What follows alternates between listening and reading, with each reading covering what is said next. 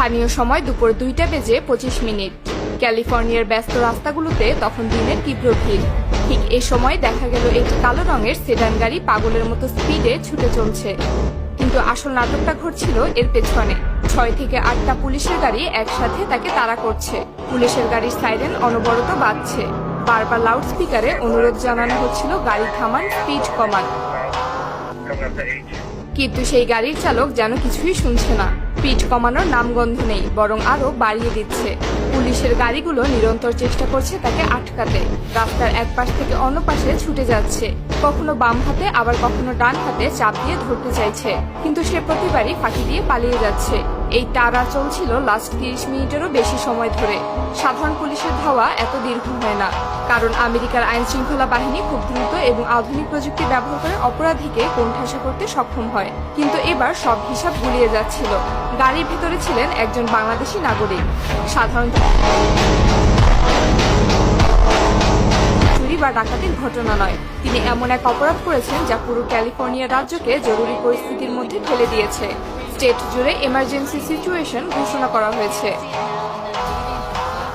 পুলিশরা বিভিন্ন রাস্তায় ব্যারিকেড বসাচ্ছিল, চেক পয়েন্ট তৈরি করছিল, কিন্তু অপরাধী যেন একবার একটা গলি রোডে ঢুকে পড়ছিল।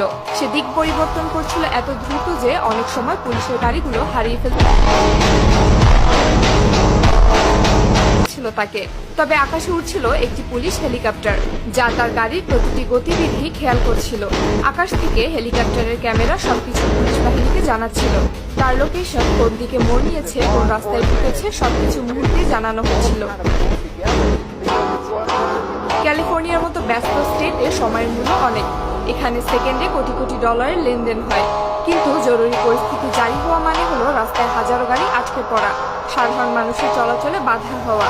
বাংলাদেশে এই নাগরিক হয়তো বুঝে গিয়েছিল তার অপরাধ কতটা ভয়ঙ্কর। ধরা পড়লে তাকে শুধু বড় অঙ্কের জরিমানাই নয়, দীর্ঘ বছরের কারাদণ্ড ভোগ করতে হবে। তাই শেষ চেষ্টা হিসাবে তিনি জীবন বাজি রেখে পালাচ্ছিলেন। কিন্তু আমেরিকার পুলিশ বাহিনী বিশ্বের সবচেয়ে উন্নত আইন শৃঙ্খলা রক্ষাকারী বাহিনীগুলোর মধ্যে অন্যতম। তারা একজন সাধারণ অপরাধীকেও ধরতে সর্বোচ্চ শক্তি প্রয়োগ করে। আর এখানে যে অপরাধ ঘটেছে তা গুরুতর পর্যায়ের। রুকো যারা, সবার করো।